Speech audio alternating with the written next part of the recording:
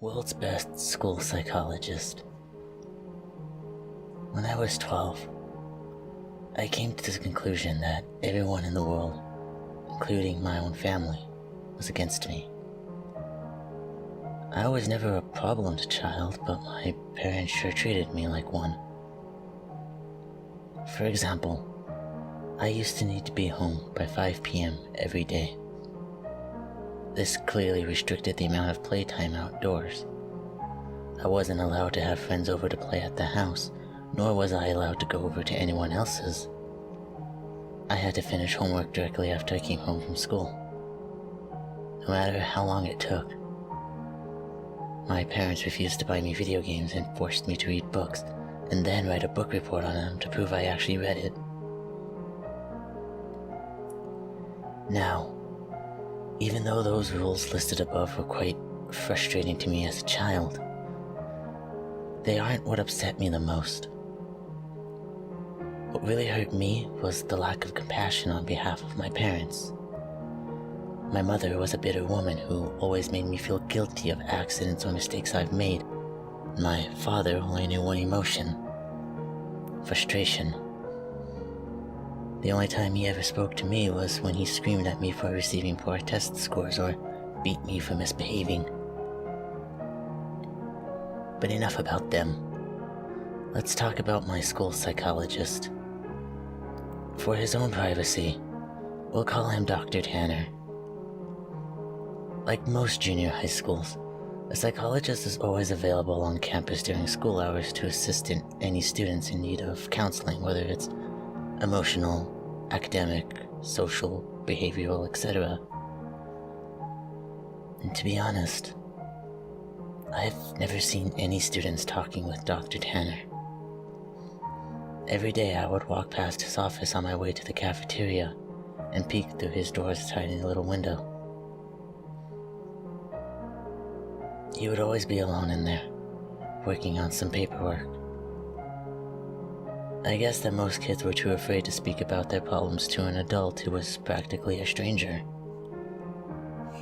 And for this reason, it took me 3 weeks to muster enough courage to go into his office. March 2nd, 1993, was the day I decided to voice my troubles to Dr. Tanner. During lunch break, I stood in front of his office door and knocked. Through the window, I could see him raise his head, smile, and motion for me to come in. I did. He greeted me by introducing himself and asking for my name.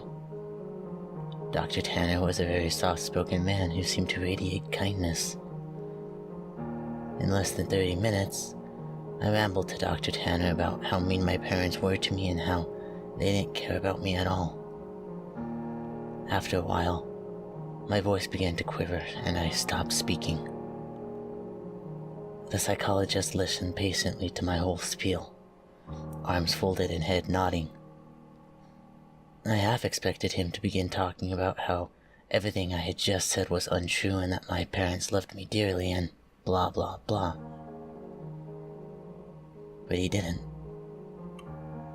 Dr. Tanner leaned forward with a grin on his face and said, "You know, I'm the best school psychologist in the world. I promise we will fix this." I rolled my eyes. "Okay, but how?" I asked. "I have my ways," he replied. "I am but a man of my word.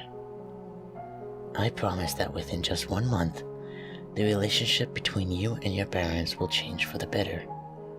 Forever." After a brief pause, he continued, "Although, I do need you to make me a promise. You have to promise me that you'll come back to my office after school tomorrow, and that you will not tell anyone that we had this conversation today. It'll be our little secret." I promised.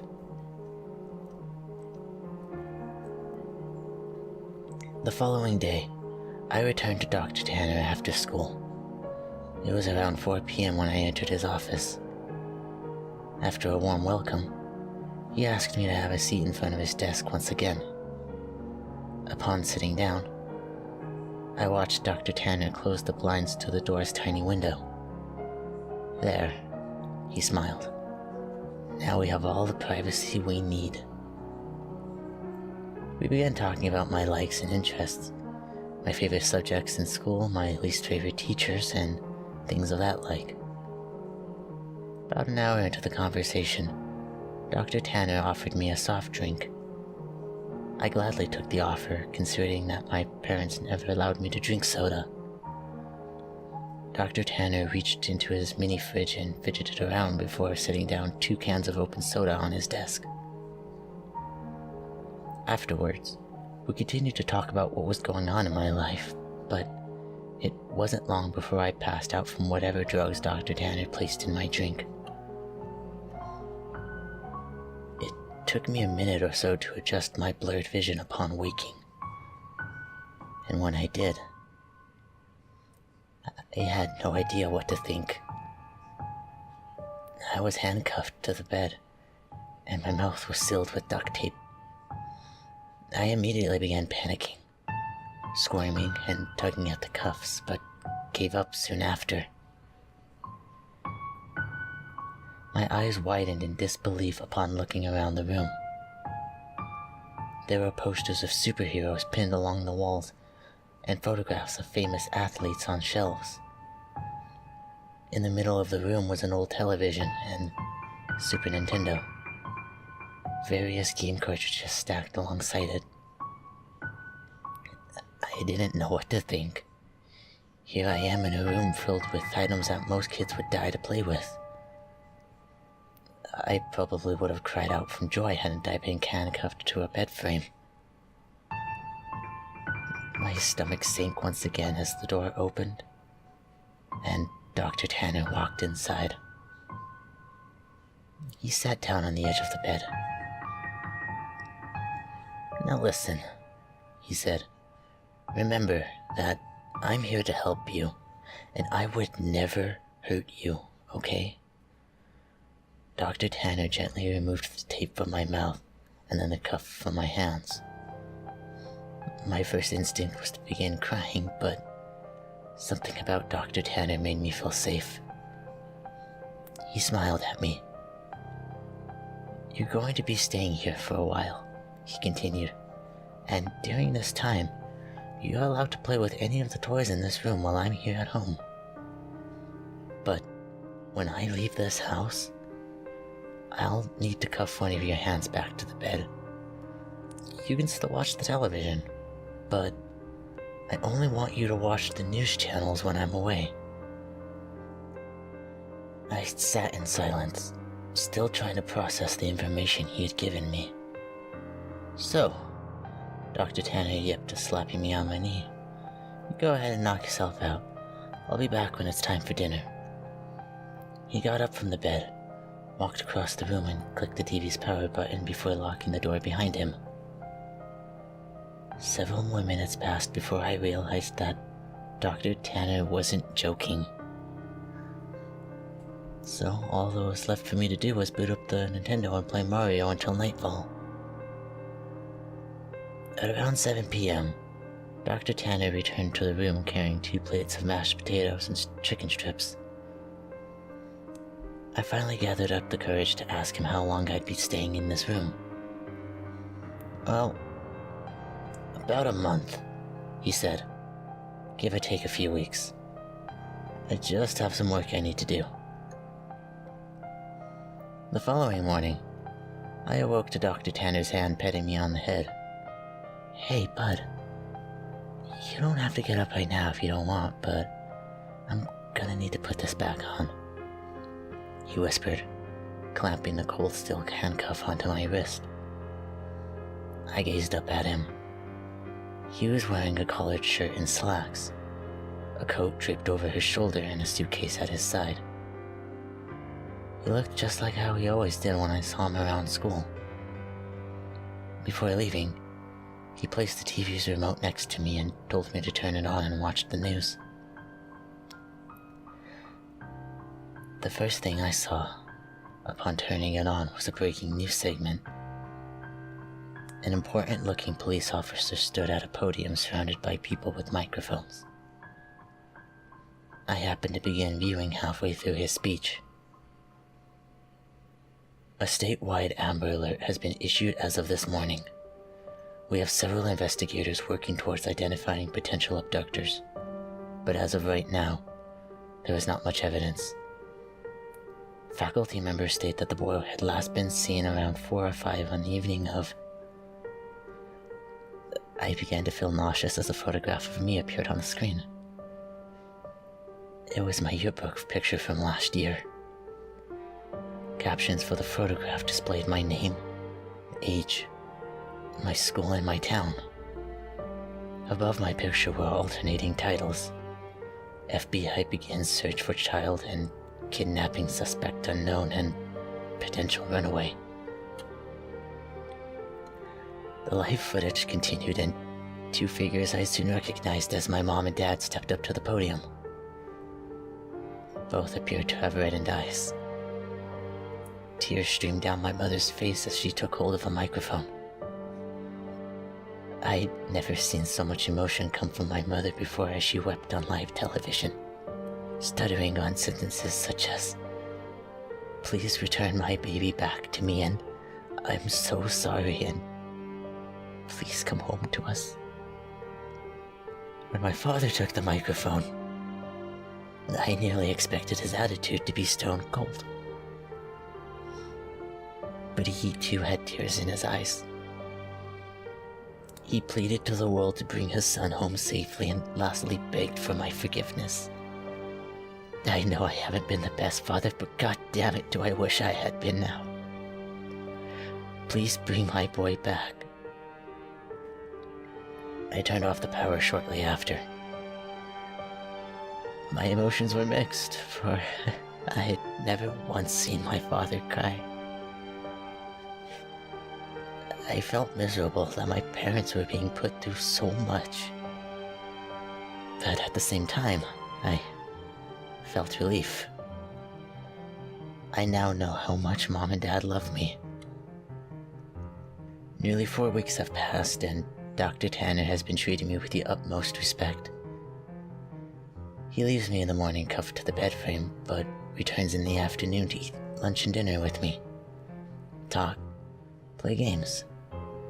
I never would have guessed how good Dr. Tanner was at Monopoly and Scrabble. But one morning when Dr. Tanner woke me, before heading off to work, I noticed a stern look on his face. I also realized that it was 3 hours earlier than he usually wakes me. You need to watch the news today. No exceptions. I want you to keep the television on all day and pay close attention to it, he stated grimly. I, of course, complied and watched him exit the room. About 2 hours later, a breaking news segment interrupted the toothpaste commercial I was watching. The title: Human Remnants Found. 2 staunch-looking men in suits stood aside one another and began speaking. We are displeased to bring up such unfortunate news this morning regarding our missing child case from earlier this month. One of the men bowed his head, while the other one speaking shuffled through some papers. He continued. Remains of a body have been found in a garbage bag beneath the highway overpass. The body appears to be that of a child, although not much of it is left. The body has been decapitated and much of it has been burnt to ash and bone. The screen shifted over to a helicopter view of a freeway. Dozens of police cars gathered near the bottom of a tall overpass. The man's voice could still be heard. Within the bag, police found a junior high school identification card labeled as such. The screen showed the school ID card I had always kept in my backpack. The plastic was sort of melted away, but my photograph and name were intact. After the 2 men dismissed themselves, the camera panned over to my parents. They were sitting among reporters. My mother's face held a painful grimace and my father sulked his head down into his knees. I shut the television off. Dr. Tanner returned home very late. He hurried into the room, unlocked my cuffs, and placed a bottle of fizzing water into my hand. He placed his hands onto my shoulder and smiled. I made you a promise, didn't I? I nodded, tears squeezing their way out of my eyes. You need to make me a promise again, he whispered. He told me I needed to drink all the water in the bottle. It would help me sleep. And that from here on, I am to never tell anyone that I ever met him. And I promised. I told you I'm the best school psychologist in the world, didn't I? And he was right. I awoke later that night, finding myself lying in the middle of a park, stars shining brilliantly across the night sky. I recognized the park, and it wasn't too far from my school. A mile or so down the road, I saw my house. The lights were off inside, but I could make out my father sitting on a step leading to the front door. I hesitantly called out to him. He lifted his head slowly. When he saw it was me,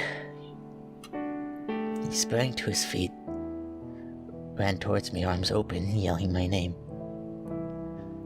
My mother erupted from the house behind him. Dr. Tanner was right. Things have changed with my family and I. My parents smile more often and treat me lovingly. I couldn't ask for a more perfect ending. Every now and then, I see Dr. Tanner on campus, walking to and from his office. Rarely do we ever make eye contact, let alone speak to one another. But sometimes, he'll shoot me a wink and smile. I'll always keep my promise to him and pretend I'd never met him. But there will always be that one question forever floating in my mind. Who did Dr. Tanner decapitate and throw off of the overpass?